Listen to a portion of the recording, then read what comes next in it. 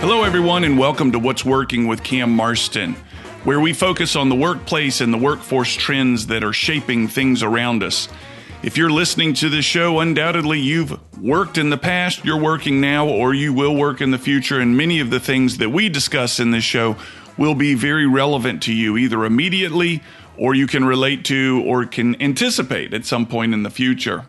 For the last 20 years, my seminar business has brought me all over the United States delivering content about the changes in the workplace to my clients, and I draw on those experiences as well as the people I've met along the way to inform the show of these trends that we study.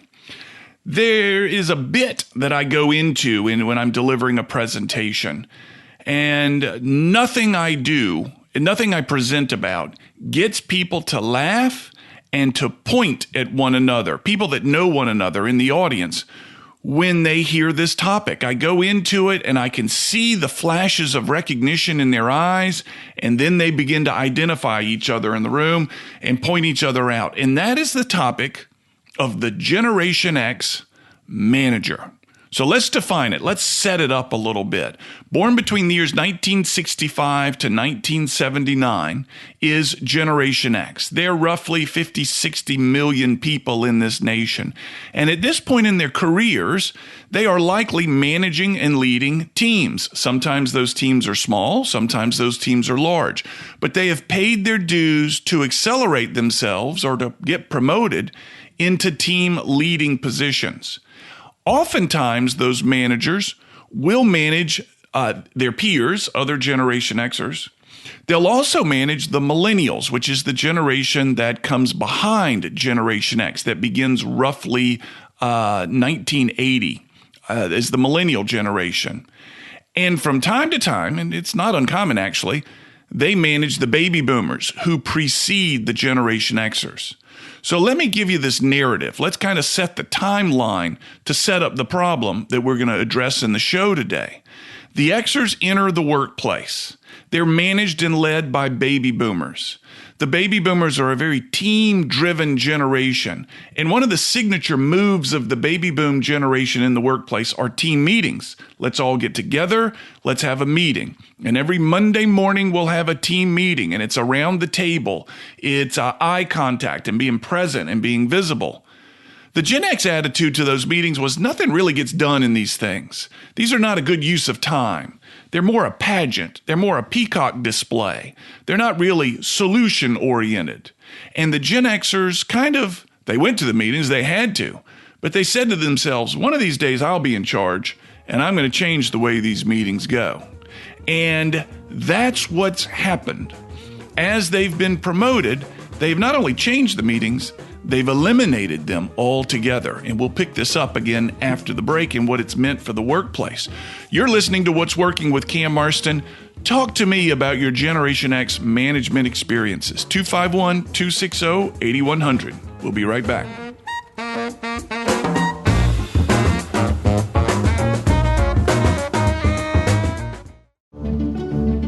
Recognized by Business Alabama as a top-tier CPA firm, Russell, Thompson, Butler, and Houston has served small businesses and individuals along the Gulf Coast since 1987 with consistent quality and service. Russell, Thompson, Butler, and Houston is a full-service CPA firm specializing in accounting and auditing services, tax planning and preparation, business valuations, along with general business and financial consulting. To learn more, rtbh.com. What's Working with Cam Marston is brought to you by Stella Artois Beer. Stella Artois is a perfect beer for celebration. Nothing caps off a big sale, hitting your incentive goals, or a profitable quarter like a round of Stellas. Brewed first in 1708 as a special Christmas brew, today Stella is a gift for everyone to enjoy year-round. Stella Artois. Find it wherever fine beer is sold.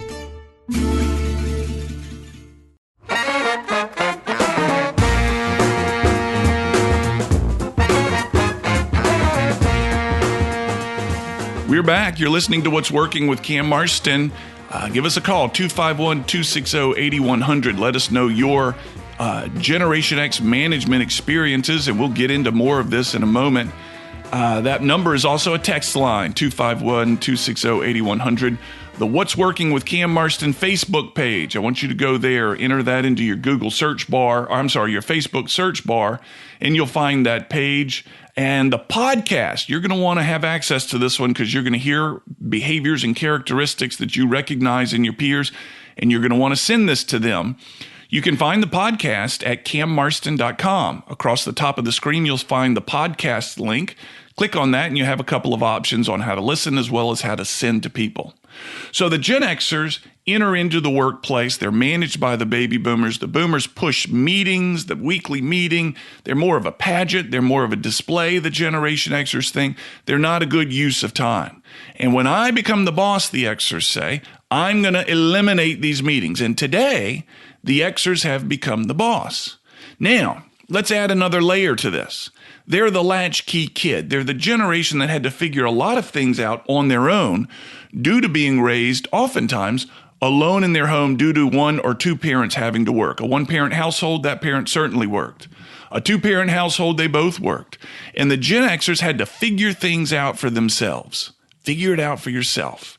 And that's one of the characteristics that the Gen X managers bring to their workplace. So we have number one, this disdain for meetings, and number two, figure it out yourself, and now they're managing teams. And their attitude oftentimes is, the best thing I can do for my team is to leave them alone to do their job. We don't need any more meetings. We don't need to get together and kumbaya every 8 a.m. Monday morning and have our weekly team meeting. I'm going to leave you alone to do your job. Furthermore, I'm going to let you figure it out yourself. I'm going to give you a lot of leash, a lot of rein to figure this out yourself, and I'm not going to interfere with you. The best manager I can be is one that does not obstruct your learning and lets you figure things out for themselves. And he or she, that Gen X manager, sits in their office, sits in their cube, whatever it may be, and is very proud of their hands-off approach to the workplace. The boomers crave the meetings. The millennials crave the attention. And the Xer is alienating them all by sitting alone in his or her own workplace, and the teams begin to fumble. We'll talk more about this with Stephanie Constantine. She is a human resources consultant, and she knows how to talk about this topic, and we'll get some solutions to it when we come back. You're listening to What's Working with Cam Marston.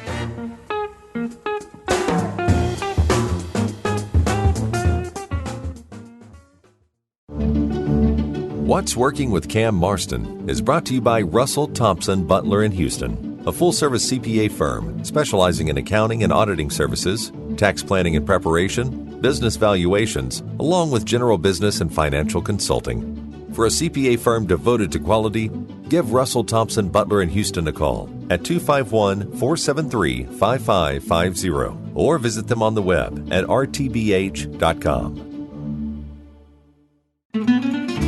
What's Working with Cam Marston is brought to you by Stella Artois Beer. Now offering the purchase of the Stella Artois Chalice, a beautiful stemmed glass with the Stella logo. The purchase of each Stella Artois Chalice provides 5 years of clean water for someone in one of 13 developing countries around the world. Learn more at stellaartois.com. Stella Artois. Find it wherever fine beer is sold.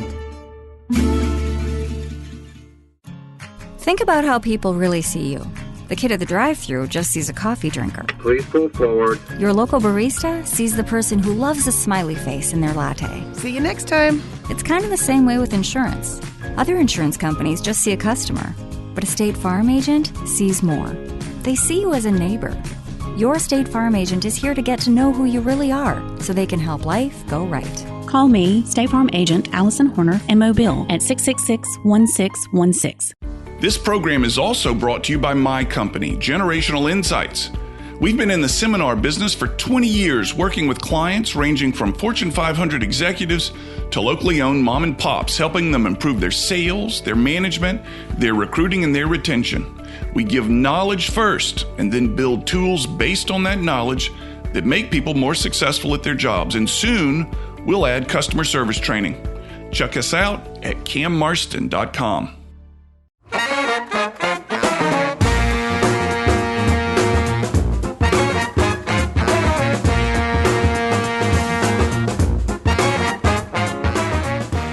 back, everybody. You're listening to What's Working with Cam Marston. In just one moment, I'm going to introduce you to Stephanie Constantine. She lives in Mobile. She has an HR consultancy, and she's going to take us through the unique challenges presented by the Gen X manager. But before we get into that, I want to relate a story that I came across, or actually I lived through, about the Gen X manager. I was asked to do some kind of interviews for a major bank out of Charlotte, North Carolina, and I was asked to interview the team members. And the boss had come to me and said, "Listen, we got a lot of money being paid to this team, and they're not performing. Can you do some interviews and figure out what's going on?"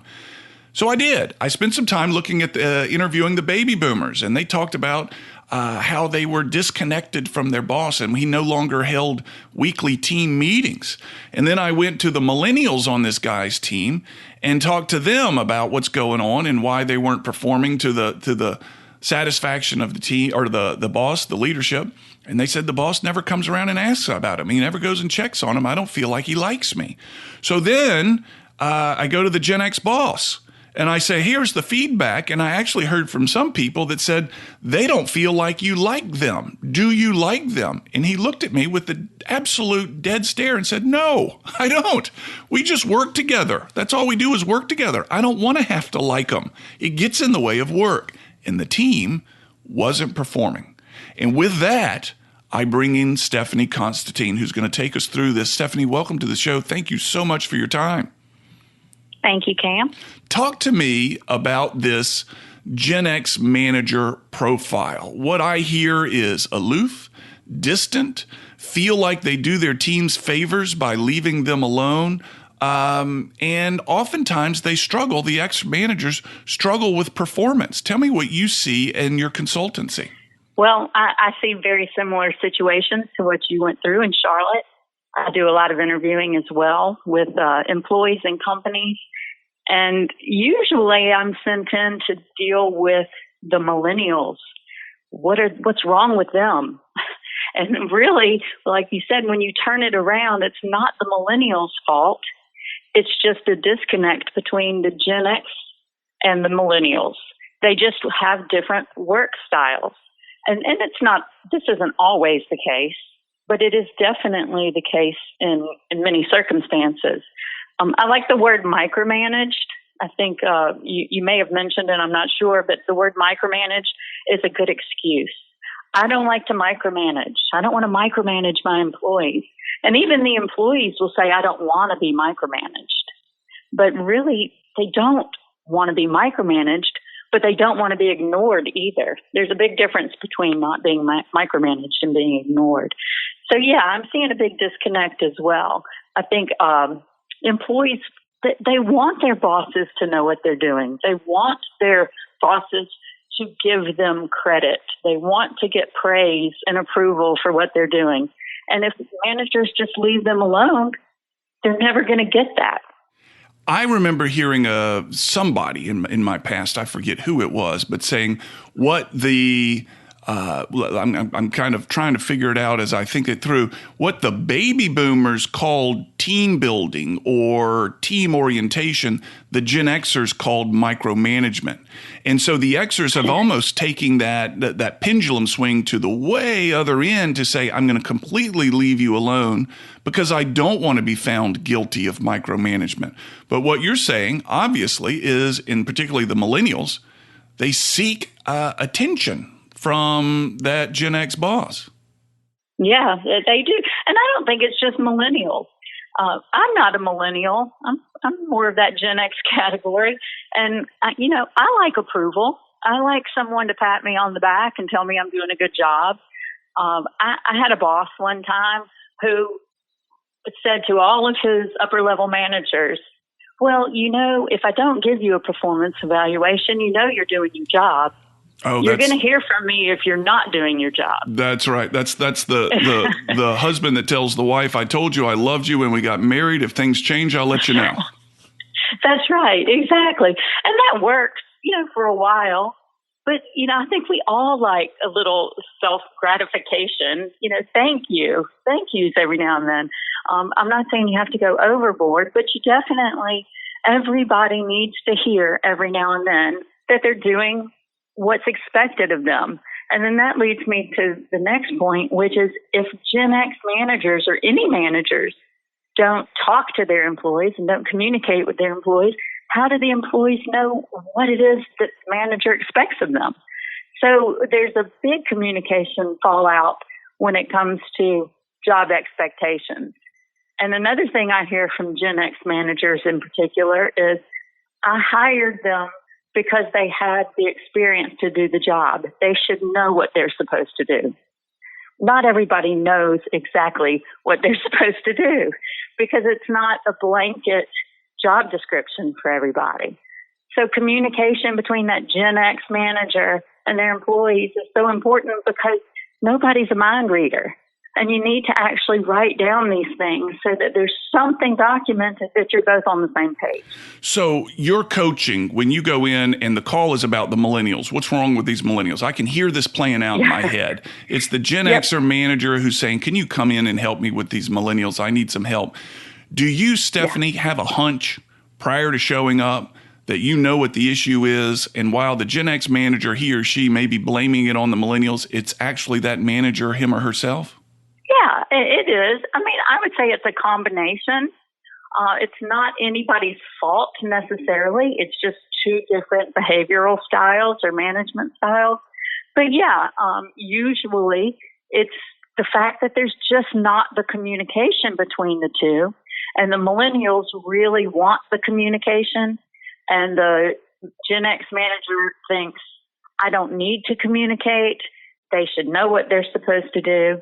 So, yeah, it is. It's definitely something that we have to get both people on the same page, both the employee and the employer. So what I'm hearing is the ex-manager is the one that needs to change. I mean, how much do you go to the millennials and say, hey, lower your expectations from your boss?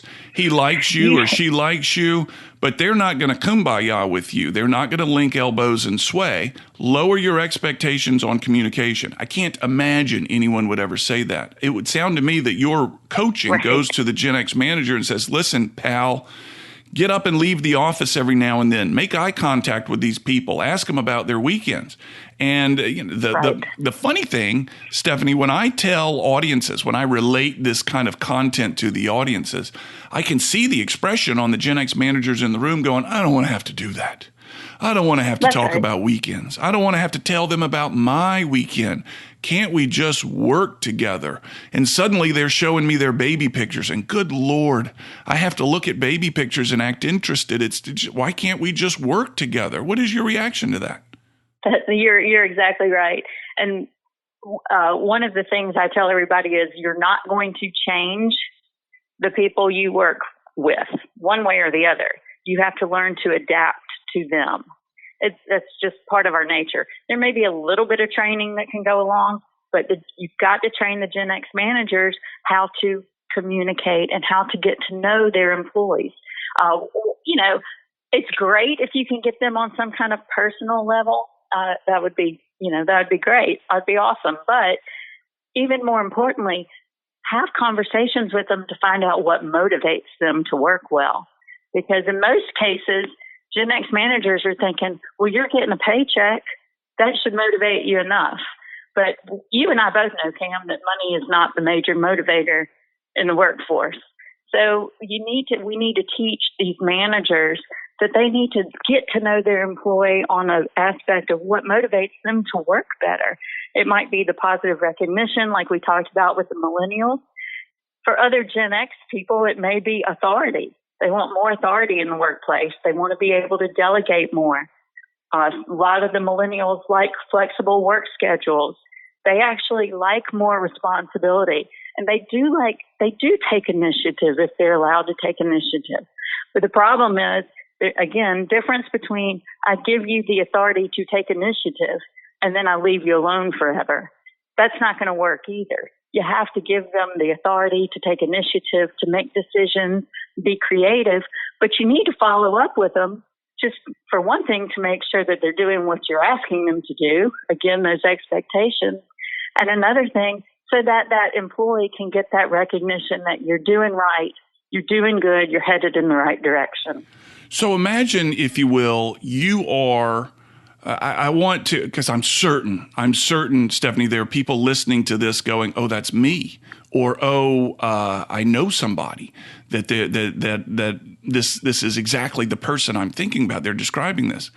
Imagine you were sitting in front of a Gen X manager. And in my experience, Stephanie, I'm curious about your thoughts of this. What we're describing is worse in the males than the females for whatever reason. But so imagine you're sitting in front of a Gen X manager, male, and he has said to you, okay, I see the point that you're trying to make. What exactly do I need to do? You and I are talking in generalities here. What is there? What specific behavioral changes, almost a timeline or a checklist, would you give this Gen X manager?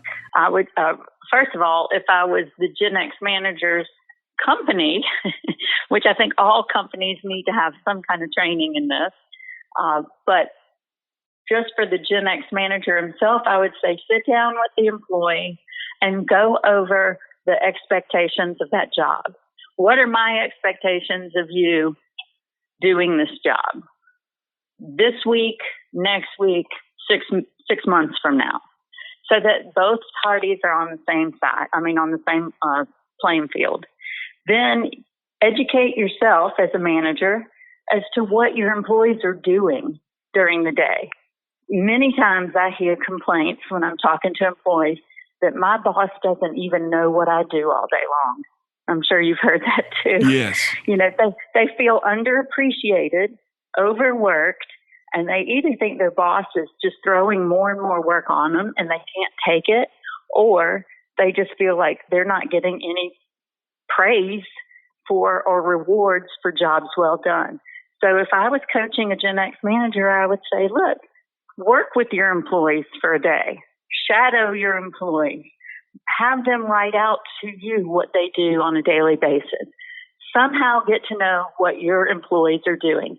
Because if you're not communicating with them and you ignore them, you don't know what they're doing. So you're almost suggesting almost like a time motion study. What do you do when? How? Absolutely. How long does it take? Show me. Let me do it along with you. Something like that. That's right. Because, that's twofold. Number one, you find out you're finding out what your employees are actually doing, which can help you as a manager know whether you've got them doing too much or maybe not enough during the workday.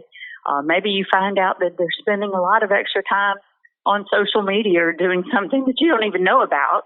So it benefits the manager as well as the employee, because now the employee feels like the manager actually cares and is taking the time to see what that employee is doing.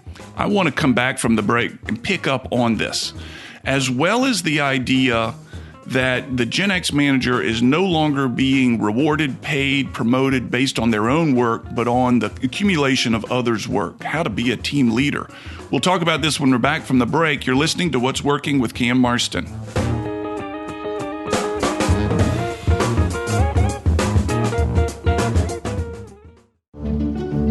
You've probably heard about the new tax laws for 2018. It can be daunting to interpret the laws and nearly impossible to determine the implications for your business. That's where Russell, Thompson, Butler & Houston comes in. With over 30 years of experience, RTBH offers full-service accounting and financial planning for businesses along the Gulf Coast. To learn how RTBH can help you make sense of the new tax plan, visit the website at rtbh.com. What's Working with Cam Marston is brought to you by Stella Artois Beer. Now offering the purchase of the Stella Artois Chalice, a beautiful stemmed glass with the Stella logo. The purchase of each Stella Artois Chalice provides 5 years of clean water for someone in one of 13 developing countries around the world. Learn more at stellaartois.com. Stella Artois. Find it wherever fine beer is sold. Think about your home. What do you see? Do you just see 2 stories or the stories of your toddler's first steps? Now think about your car. Do you see an odometer reading or your kids reading in the back seat? Other insurance companies just see a house. They just see a car. But a State Farm agent sees what your home and your car really mean to you. So why not give them the protection they deserve? You can reach me, State Farm Agent Allison Horner, at AllisonHorner.com.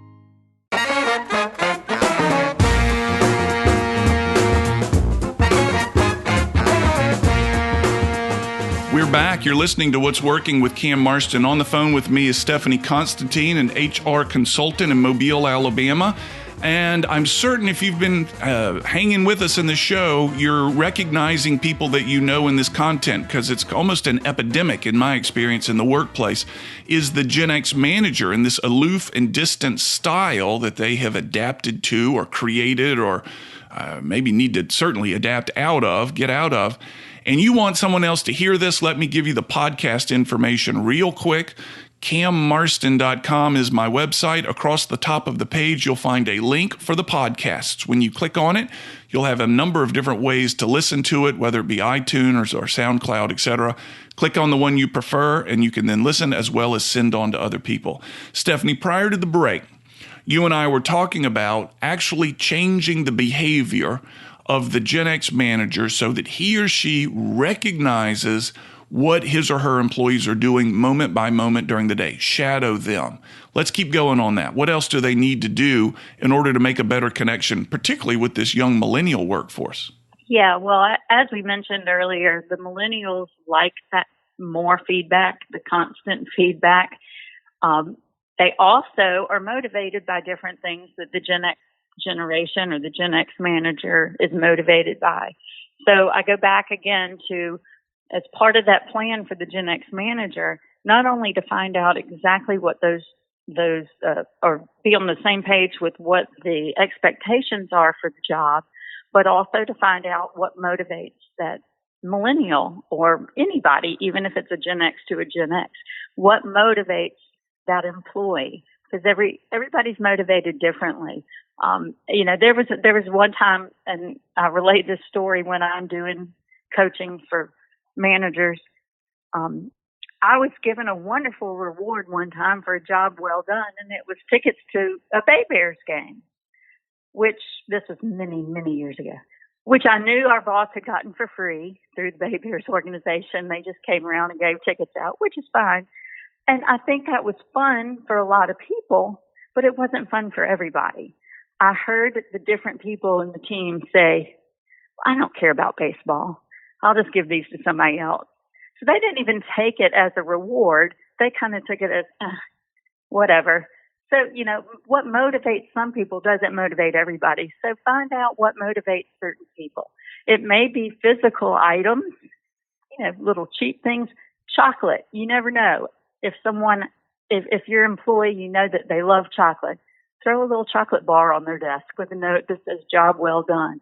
All kind of tiny things make a big difference to employees. So I can see in my head a spreadsheet of employees' names and tchotchkes or chocolate or tickets that they enjoy, something to keep up to date on the things that motivate each individual. Well, and Cam, when the best time to do this is? The first day they start work or the second day they start work. Take them to lunch. Have that first meeting with them in a casual environment where you just talk. And it's not all about work.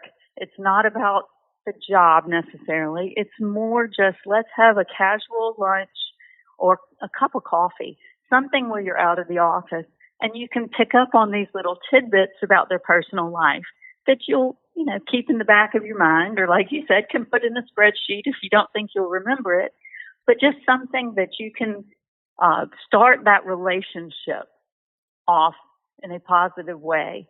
And if you do that, then the employees think, wow, my manager's awesome. They do like me. Likes me, is interested in me, wants to see me succeed. Right. Exactly. Let's talk about the other side of that coin, perhaps. There's likely somebody listening who is rolling his or her eyes saying, man, this sounds like work. This sounds like a lot of emotional commitment to these people. I don't know how long they're going to be here. The closer I get to them, the more they're going to want from me.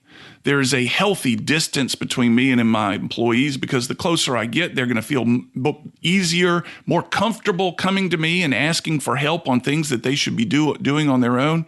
Address the other side of that coin. Now imagine you've got a Generation Xer across from you who says, I don't want to do all this. This is unnecessary. We should just leave each other alone to do our jobs. Well, then I can pretty much tell them that they're going to experience the same kind of issues that they're currently experiencing, and things aren't going to get much better because the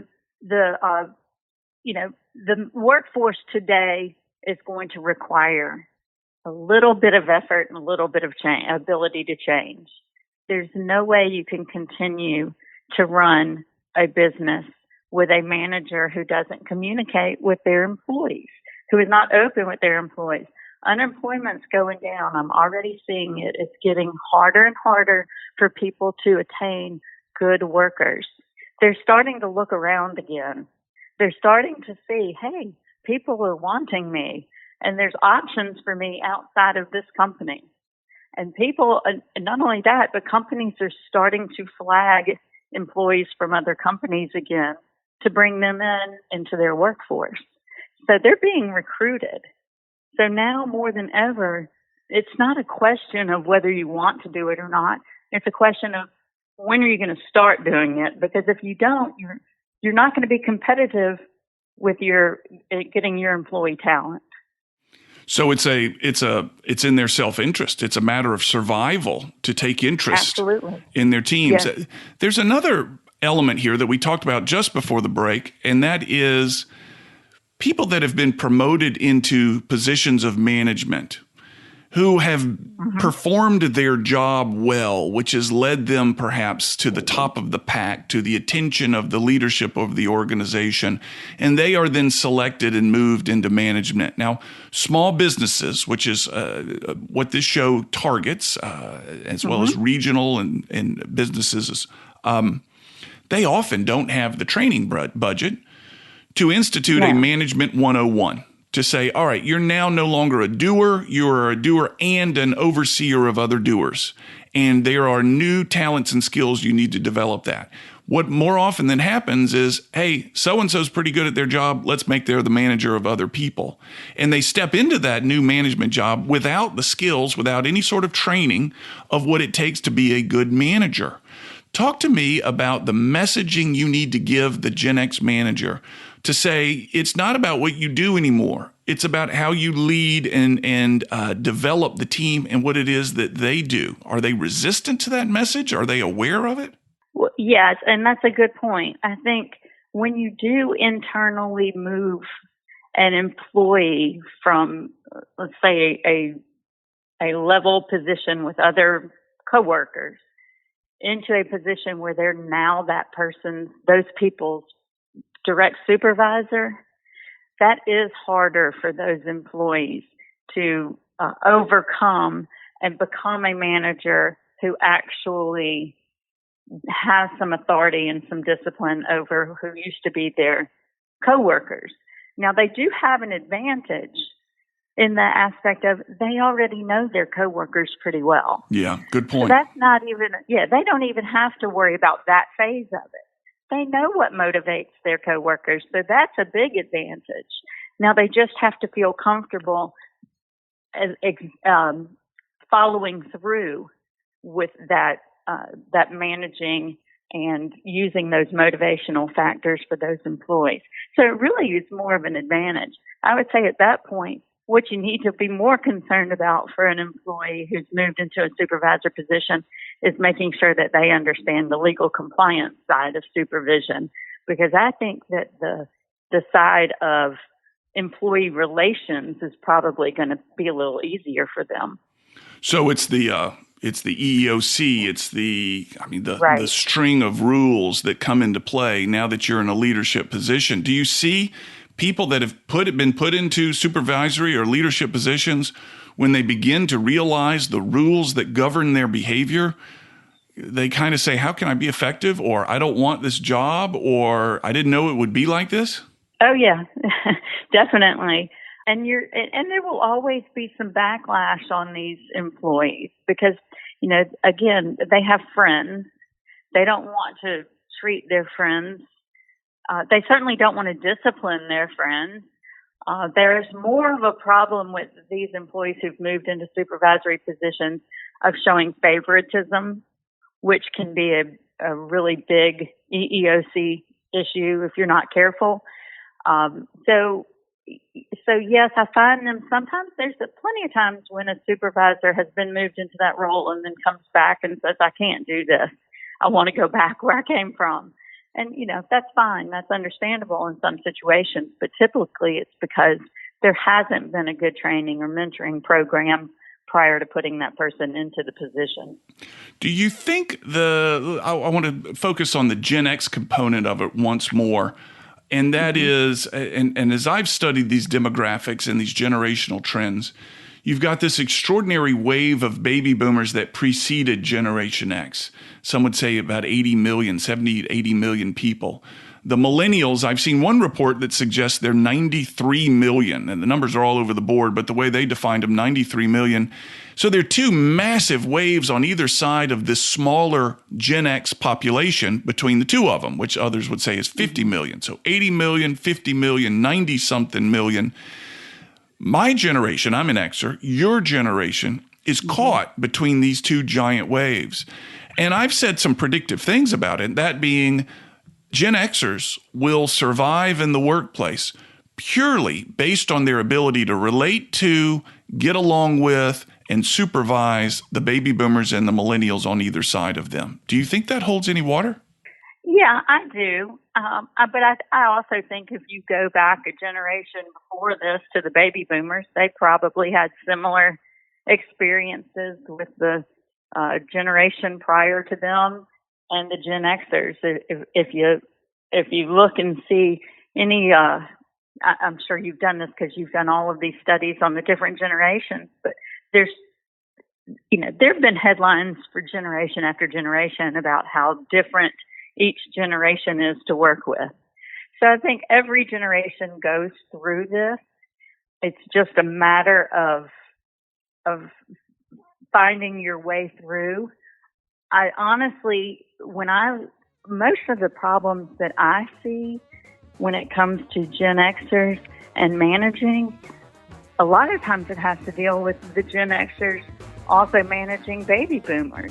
Coming up against the break, let's talk about the Xers managing the baby boomers when we come back. I think there's some rich ground there. Certainly a lot of people listening can relate to that. Let us know your experiences. Tell us about your Gen X manager, 251-260-8100. You might need to disguise your voice. You might need to use code names. That's fine. We'll protect your anonymity. 251-260-8100. You're listening to What's Working with Cam Marston, and we'll be right back.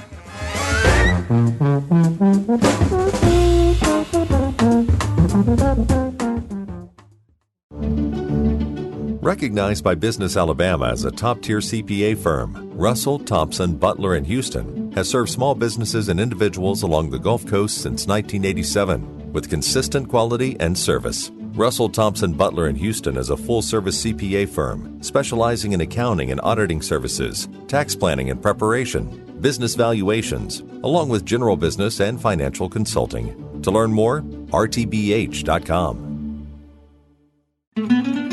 What's Working with Cam Marston is brought to you by Stella Artois Beer. Stella Artois is a perfect beer for celebration. Nothing caps off a big sale, hitting your incentive goals, or a profitable quarter like a round of Stella's. Brewed first in 1708 as a special Christmas brew, today Stella is a gift for everyone to enjoy year-round. Stella Artois. Find it wherever fine beer is sold.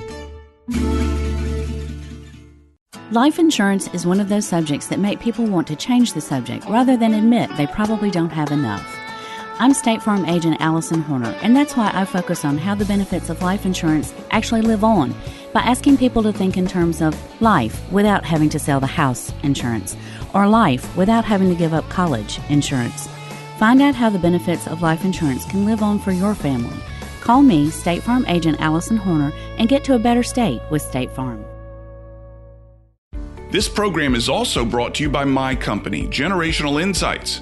We've been in the seminar business for 20 years, working with clients ranging from Fortune 500 executives to locally owned mom and pops, helping them improve their sales, their management, their recruiting, and their retention. We give knowledge first and then build tools based on that knowledge that make people more successful at their jobs. And soon, we'll add customer service training. Check us out at cammarston.com.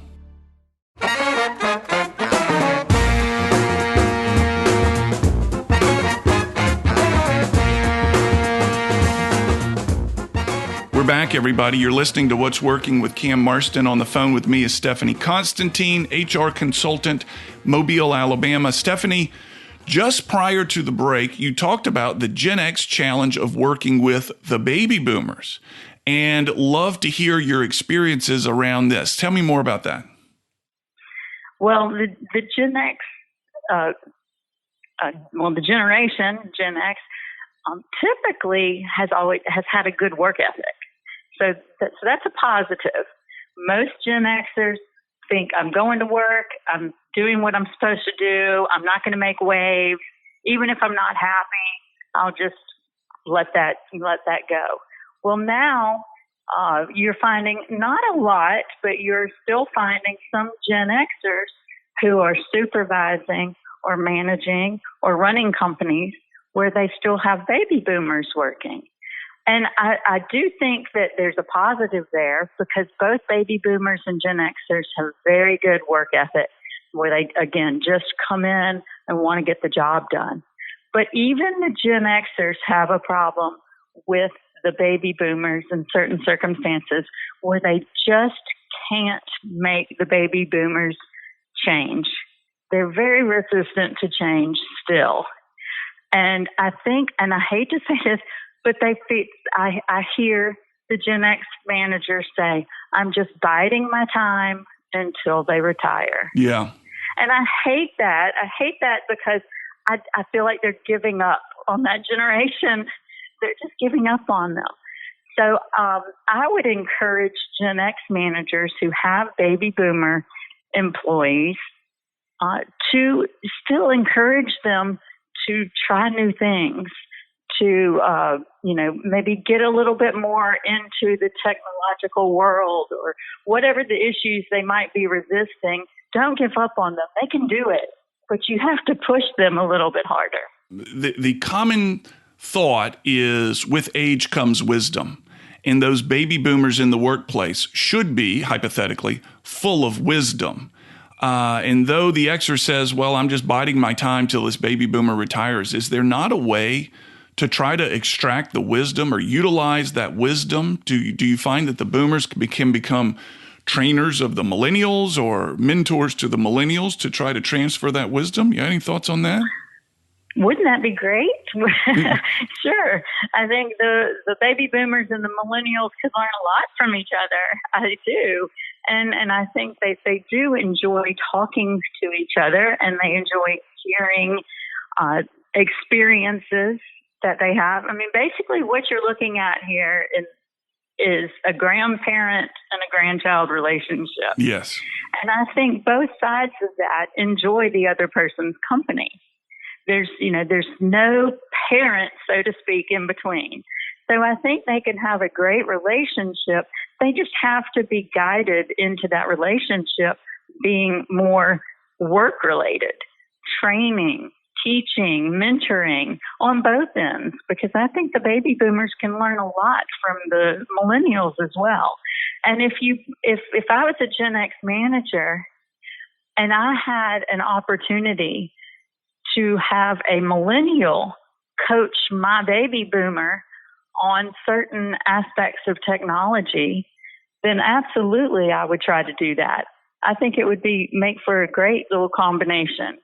And therefore the same goes for the baby boomers talking to the millennials about, this is how we used to do things. How would you do it now if you were in charge? Right. Just compare their stories and ideas. In a non-threatening, complementary environment of we're all going to get ahead with this exchange of competencies, let's compare ideas and stories, huh? Exactly. Yeah. Yeah. We had a show not long ago featuring two people out of the New York City area whose company has a big champion of reverse mentoring. And the baby boomer who was being interviewed admits in the show, I was really, really reluctant to this. This sounds like some sort of pop culture boondoggle. But he has become the biggest champion of it, and both the efficacy of his use of technology and a new way of seeing the world, which has helped him relate to customers in new ways. He'll admit, and he admits on the show, it was a newfound pot of wisdom or knowledge that he didn't know existed. Yeah, that's great. On the opposite spectrum of that, Cam, is what I'm starting to see more and more with, I think, businesses starting to kind of pick up a little bit and the economy growing and companies are feeling more comfortable expanding their workforce or starting new businesses. I'm seeing a lot of millennials who are entrepreneurs who are starting businesses. Yeah. And it's awesome. It's great. But let me tell you, they don't run businesses like Gen Xers run businesses. Tell me about that. That's interesting. Yeah, it is definitely different. And I think talking about leaving your employees alone, but also being on top of everything they do, if that's a possibility, that's what millennials do. The entrepreneur millennial, especially the ones who start the business, they're gung-ho. They go out 100%. They're usually big into the sales aspect of the company, which is, very, very normal. Many times they have someone back at the home office who, let's say, has a little more experience, more of that Gen X manager type, more of the type of employee that stays indoors, the office worker that makes sure that all the T's are crossed and the I's are dotted. That's the type of person that they're supervising. Now, the millennials real good at going out, doing their job, and not being there very often. But boy, when they come back in the office, they want to know every little thing that's going on. Oh, really? So it's been a really interesting concept to watch how the millennial, as I think they do get older, do fall back into that Gen X mentality, because now they have to own this. This is their business. So they can't just be themselves running around doing all the sales and not paying attention to what's going on back home. So when they get back home and they're in the office, they like to know everything that's going on. So I do see more of us coming together in that aspect. Yeah. The Gen X are kind of the one that's keeping everything solid, keeping their feet on the ground. The millennial owner, more out there doing their thing. But when it comes down to it, the millennials are learning a lot from their Gen X managers. Yeah. And I think it's good. Yeah, I think it's a good mix if they can do that. Yeah, I read a quote not long ago, and it's resonated with me over and over again, and it's something along the lines of, throughout history, kids have been very good at not listening to their parents. However, they've never failed to imitate them. And something in what you're saying holds true in that there's always this back and forth between the Xers and the millennials, but the millennials are beginning to reflect some of the, I guess, positive management characteristics that they're seeing out there. They're beginning to imitate them. And now their millennial counterparts who are back at the office expect to be treated exactly like a millennial would expect to be treated. Oh, yeah. So without going into all that detail, it's a tough job for the owner because he's trying very hard to make two different generations happy at the same time. Yeah. And in his heart, he wants to be the millennial, the fun boss. But in his more in his brain, he knows he needs the wisdom of the Gen Xer. So it's turning into a really interesting dynamic in some of these new young companies that are just starting out. I remember reading something like that years back where the technology boom, the Gen Xers were creating much of the technology that we know of today. and you would expect to walk into their workplaces and see legions of other Generation Xers, but you walk into the workplaces and the Xers had worked hard to find baby boomers who can manage the ship while the Xer is out there selling and creating and pitching for new business.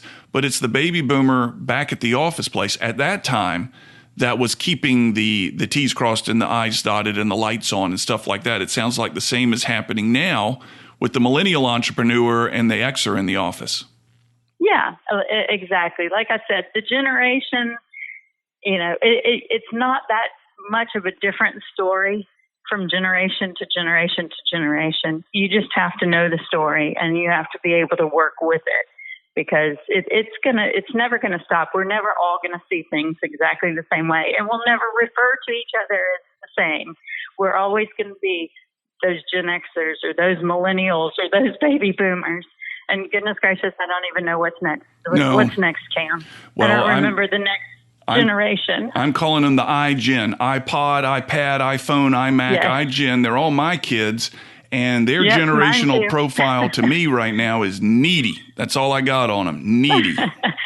That's exactly right. So imagine what we're going to be looking at in about 10 years in the workforce, if not before that. Yeah. One of the things we're trying to do in my shop is get more predictive about behaviors and mirroring, matching the generation to the technological changes so that we can work with our client companies to say, here's where it's going. Let's train for where it's going, not what's already happened. And it's becoming a fun and very interesting study. Stephanie, one thing that you said that has a number of things have resonated, but one that you said is the Gen X work ethic and how similar it is to the baby boomer work ethic. And we don't have much time, but when I first started studying the generations a while back, it was because of the complaints about the Gen X work ethic.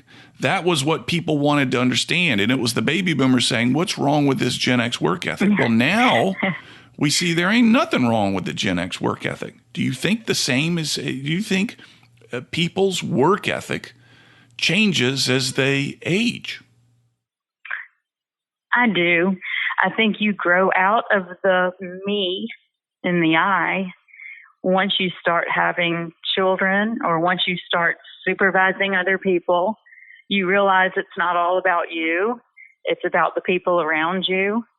And you won't be completely content or fulfilled unless the people around you are somewhat happy. So you have to start making those gradual changes. And I do think that happens with time. I also think the older you get, the less you worry about little things. Yeah. At least I have found that in my life. So I hear that a lot with other people. So yes, I do think a lot of it has to do with aging and wisdom and experience. Well, Stephanie, it's been an enlightening conversation. Undoubtedly, there are people out there that have seen themselves and seen their colleagues. Let us know what you think, folks. Tell us your Gen X stories, 251-260-8100. And you can find the podcast of this show at cammarston.com. Across the top of the screen, you'll see the podcast link. Stephanie, thank you so much for your time. It's been very helpful. Folks, we'll have another show for you next week focusing on workforce trends. If there's something you want to learn about, send us an email, send us a text, go to our Facebook page, What's Working with Cam Marston, and leave us that message. We'll be back with another show next week. Thanks, Stephanie. Thank you, Cam.